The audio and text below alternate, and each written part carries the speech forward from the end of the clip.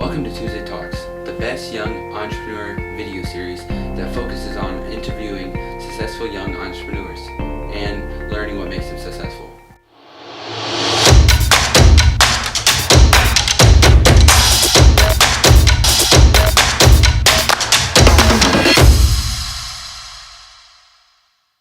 Today we have Ryan Pineda, a successful baseball player that turned his hard work ethic and drive into becoming a successful entrepreneur. Welcome, Ryan. We are happy to have you on the show today. We are excited to hear your story. In a few minutes, I would love to ask you some questions that we know our audience would love to hear and learn from. But first, would you mind telling our audience a little bit about yourself and what you do? Yeah, how you guys doing? My name is Ryan Pineda. I'm an entrepreneur here in Las Vegas, Nevada, born and raised. Before I was an entrepreneur, I was a pro baseball player, played professionally for 8 seasons in the minor leagues. I was drafted by the Oakland A's back in 2010. So that was kind of my career path for the majority of my life. I'm about to be 31 tomorrow. So just made the cutoff for your show before I'm too old. But yeah, man, we do a lot of stuff now that I'm done with baseball. I have a few different businesses mainly involved in real estate investing. We have flipped hundreds of homes. I've got a real estate brokerage, a tax company for real estate investors, and real estate education where we train people how to be investors. So we do a lot of things in the real estate space, and it's always growing. That's awesome. All right, we're going to just jump into our questions. First question is, did you always know you wanted to be an entrepreneur? No, I didn't. In fact, like I said, I wanted to be a baseball player, and everything was going to plan. I got drafted, I got a scholarship, I had, all these things. And so it never crossed my mind that there was anything other than baseball.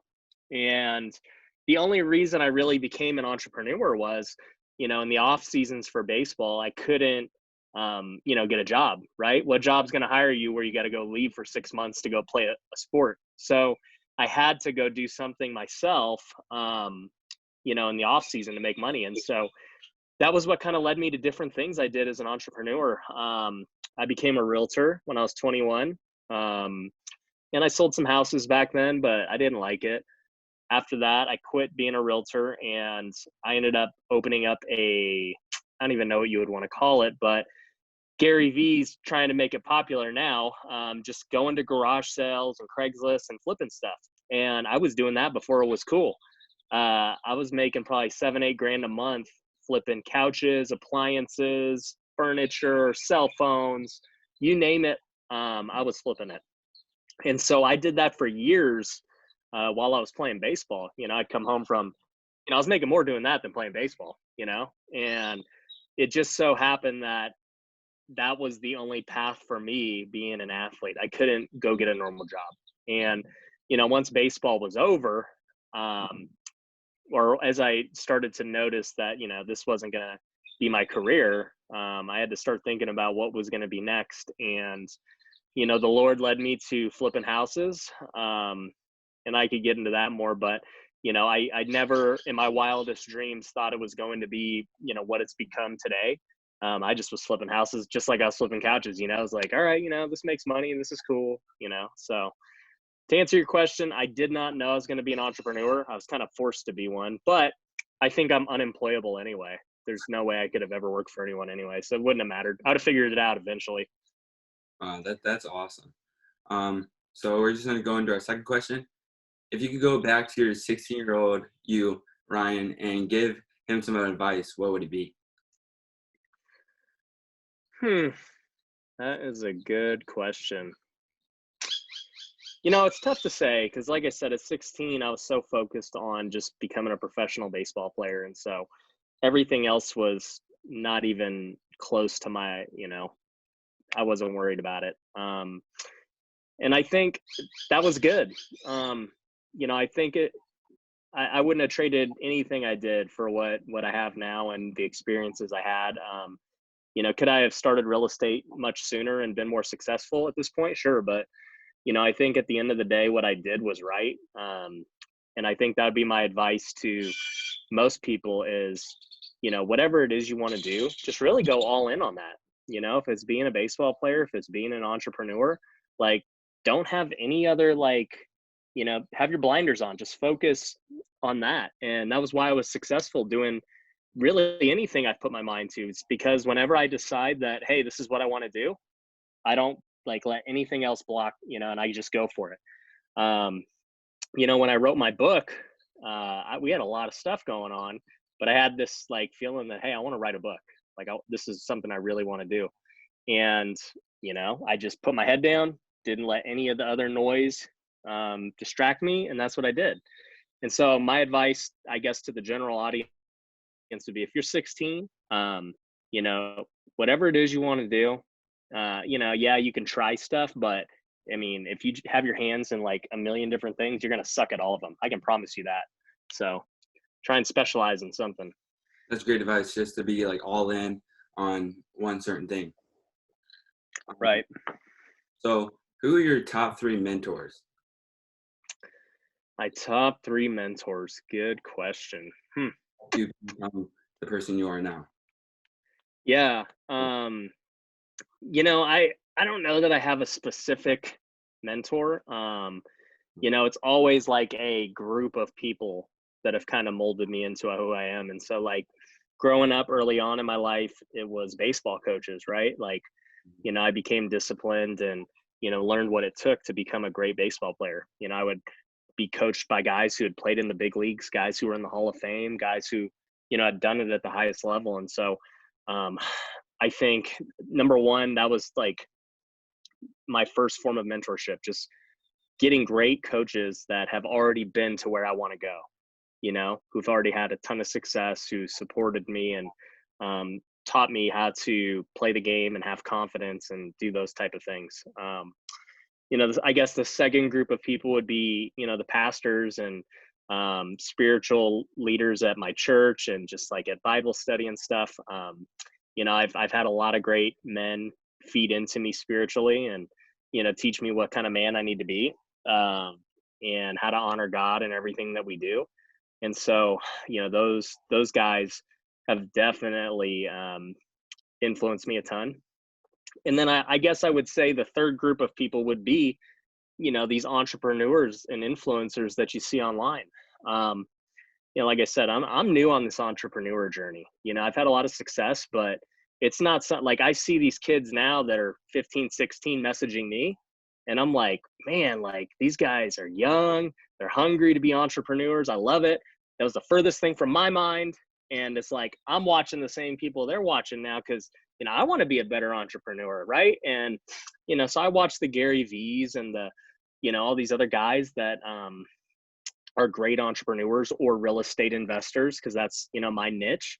And so I don't have people in specific, but I do have just these groups of people that have really shaped who I am.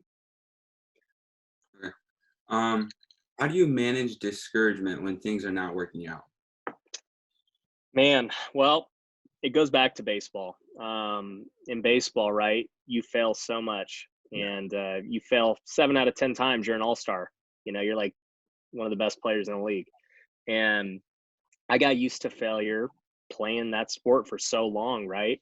You have guys who they just can't take failure. They strike out and they come to the dugout and they're all mad and they throw a fit. And I'm like, dude, what are you doing? Like, how many times I've struck out in my life? How many errors I've made? Like, give me a break, dude. Grow up. And nobody liked playing with those guys. And those guys don't make it very far because they can't handle failure. And so when I fail in business, as an entrepreneur, I'm sure a lot of your viewers can relate. You got a million ideas. I'm the same way. I get new ideas every day. And it goes back to that focusing on one thing. Okay, I got these 10 ideas. Can I go execute all 10? No. But can I go try and do one? Yeah, that's going to give me my best shot of succeeding if I just go after the one idea that I'm trying to execute. Now, when I go to execute it, I may fail. That idea may have sucked, or I may not be, the timing might be wrong, or maybe I just don't have the skill set yet for it. It doesn't mean that the idea is bad. It could just be that the timing's not right. And so, I think you just have to take failure for what it is. You failed, learn a lesson from it, get back on the horse, either do it better and fix what you failed at, or, move on to the next thing. But you cannot just let it get you down and, you know, oh man, I'm never going to be able to accomplish anything. I failed. Like, dude, you're going to fail. Just accept it. And once you realize that you will fail at things, it doesn't become discouraging. It just becomes, a step towards success. Yeah. Yeah. I look back at like a bunch of guys like Thomas Edison failed so many times in creating the light bulb, that sort of thing. You just have to keep going. So I love that. Next Yep. question. What are some of your long-term goals, and what are you doing to prepare to stay successful during this changing time?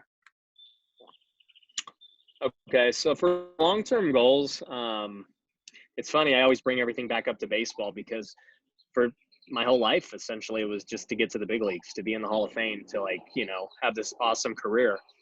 And once that didn't happen, I got into this entrepreneur game, and it's tough to change your mindset so much. Like, okay, what's my new goal? Like, what am I doing? And for a long time, I didn't have one. It was strictly just a day-to-day type deal. Like, hey, let me be the best I can today. Let me see if I can go get a good deal, make money, and just we'll keep doing it and see where it leads us. And, that is what I've done for a long time. And, here at 30 years old today, it's hard for me to say like what's the end game of all this. In real estate, a lot of people have an end game of, hey, if I get X amount of passive income, that's my goal. I want to be financially free or whatever. And it's like, that don't motivate me. Like, I don't care about that. Like, I live fine just the way I am now. I don't need passive income, like at a certain level. Nor do I want to just, go travel the world and chill. That's not my personality. Like, I want to work and create. And so, right now at this very moment, it really would just be like, what is the big idea that I'm working on at this very moment? And that big idea is, during quarantine, I've had a lot of time to reflect on this question a lot. And I think for me, it is, how do I become essentially the best, or most known real estate investor in the world? Like, how do I do it? I don't have to be the most rich. I don't have to own the most property, because that doesn't bring me excitement, like just going and buying a bunch of property.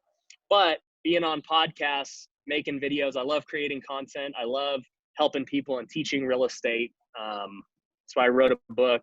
I love doing that. And so it's like, okay, you have YouTube, you have all these social media platforms, and how many guys are actually really just like the real estate most known investors, crushing it, teaching it? And there's not many. And so it's like, you know what, if that's my new goal, and that's the goal for today or for the year, for the next 5 years, then let's do it until we get there. And so I'm taking the steps to do that. Yeah. Wow. We're getting to our last question, probably the hardest question of them all. If you can pick any superpower, what would it be? Superpower. And, yeah. Yeah. I think it would be, on other podcasts, I've said that discipline has always been my superpower, just being laser focused on what it is I want to accomplish. And, getting through the grind day to day of doing that, because, when you want to accomplish something big, you got to do the same crap every single day. Like, athletes, it's the same thing. How many swings do I take every day?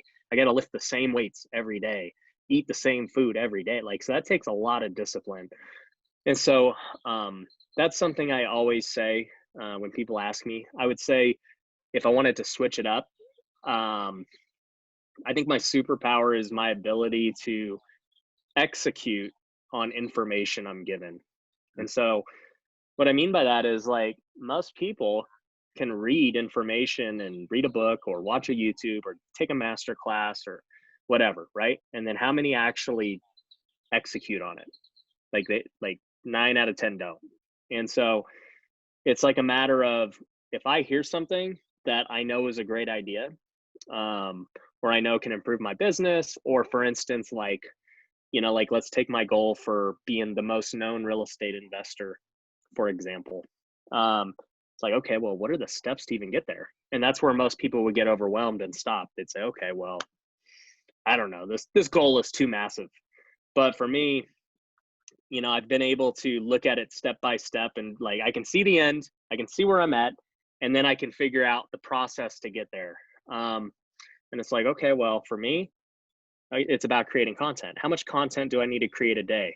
What kind of content do people want to see? Okay, what kind of equipment do I need to create this content? Do I need a studio? Kind of backdrop do I need? What kind of, like, all these things have already crossed my mind based on my goal. Whereas most people, they would get overwhelmed by the goal and never take action. And I think that's why most people don't execute on information that they're given, is they just, it's overwhelming, thinking about a big goal. Yeah. All right. As always, today's show was valuable information. I want to thank you, Ryan, for your time and experience and being willing to share that with us. Have a good Yeah, day. man. Appreciate you having me on.